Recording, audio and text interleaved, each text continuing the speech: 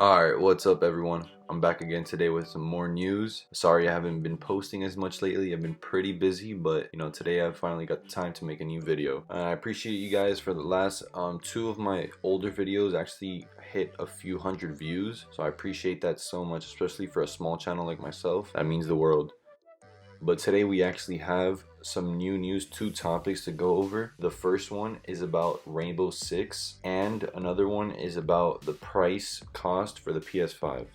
So first we're going to be talking about this Rainbow Six Siege information.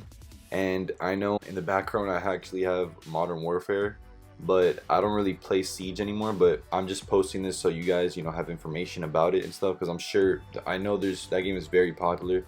Thousands of people still playing it. Personally, it's not my cup of tea, as you can see in the gameplay in the back.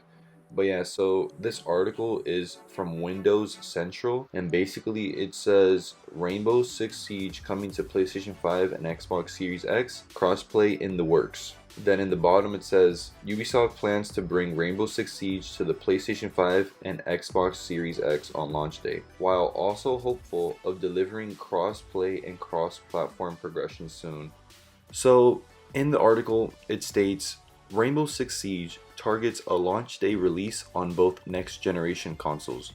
Leroy, and I don't know how to pronounce that last name, Athanasoff, something like that, game director, tells Windows Central. With recent amendments to its seasonal structure, its team of several hundred employees is committing resources towards new systems. Ubisoft hopes Rainbow Six Siege leverages that hardware on release date, translating to holiday 2020 availability. Then there's an actual quote from the game director himself, which states, "Why I can't give you a date is because those dates are, in the end, on the people doing the next gen consoles. What I can tell you is that we are going to be on the consoles from launch, when they will release the consoles, but it's up to them to agree that. For Siege, our target is to be available right at launch."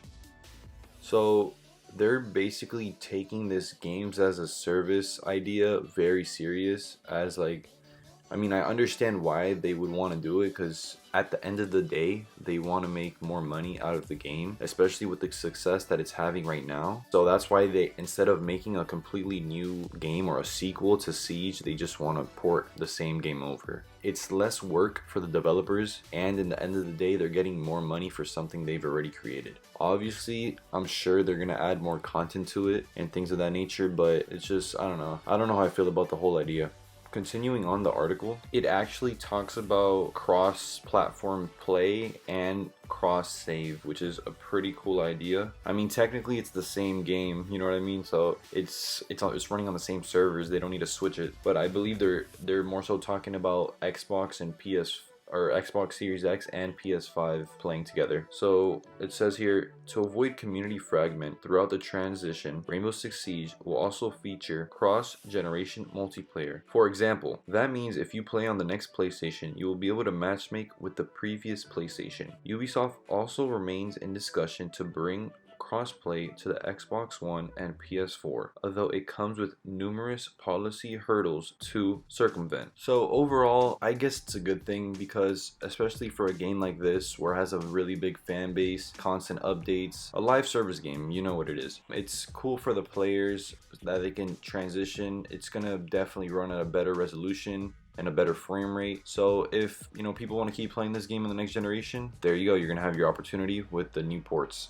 So for our next topic for today, we actually have an article from Polygon, which states Sony struggling with PS5 costs, price point uncertain. Bloomberg says the system currently costs $450 to make. So it starts off by saying Sony is struggling with costly parts driven by high demand for memory components that could drive the price of the PlayStation 5 around $500, according to a report from Bloomberg. The current manufacturing cost of the PS5 is around $450. Competition for DRAM and NAND flash memory are said to be driving up the cost, but Bloomberg also reports that Sony is using an especially expensive cooling system for the PS5. This is due to the fact of a lot of people, including myself, complaining about how loud the damn PS4 is. I could be booting up a game and it sounds like a jet engine. So yeah, they're definitely going to be fixing the fans for the PS5, which honestly I'm not mad about. I'm happy that they're doing that. It's going to run the console. We all know that console is going to have way more power than the PS4, so I'm just happy that they're taking consideration and caution for after the console's bought, years after people are still playing with it. So I personally think that's a good thing on Sony, but it is driving the cost up a lot. So it continues with a common complaint about the company's current generation console, the PS4, is loud fan noise due to the heat.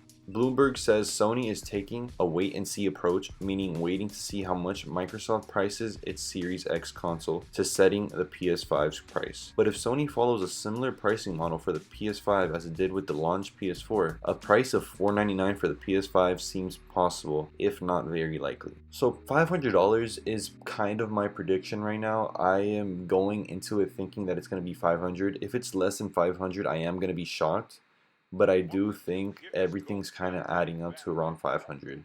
I mean, the PS4 did come out 7 years ago, and that was $400. I do not see the PS5 launching at $400. It's just the technology's advanced so much. Cost of parts is way more expensive nowadays, and it's PS5. $500, it's all there, like everything is adding up to it. When Sony unveiled first details on the PS5 last year, the console sounded more expensive than $399, but the company said it was targeting an appealing price point based on the PS5's feature list. We may not know the price of the PS5 or the Series X until June at the earliest. Microsoft will attend E3 2020, where it's expected to reveal more details about its next-gen Xbox. Sony said it will skip E3 this year in favor of other consumer events. Both the PS5 and Series X are planned to launch during the holiday quarter this year and expected to have similar price points. So overall, like I said, as long as they can get a good amount of stuff in the console and around the 500 range, I think they will be good. Consumers are already used to spending high prices for consoles, especially if it's just $100 more, $499. I think even $449, $450. I think that's a good enough number. And anyways, they're losing money on the system to begin with. Sony always loses money. These manufacturers always lose money when first releasing these consoles, because they have to buy everything in bulk and eventually they get their money back. But either way, like I said, I'm just glad that Sony is taking the initiative into making their consoles higher quality and better for the consumer, which is always appreciated. Anyways, I hope you guys enjoyed this news, and if you did, please feel free to leave a like or subscribe. I am a small channel and I'm trying to reach a higher audience, so that would help me out a ton, and I would love to hear you guys' thoughts. So anything you have to say, just put it in the comments and I'll respond to you guys. And yeah, thank you all for watching, and take it easy.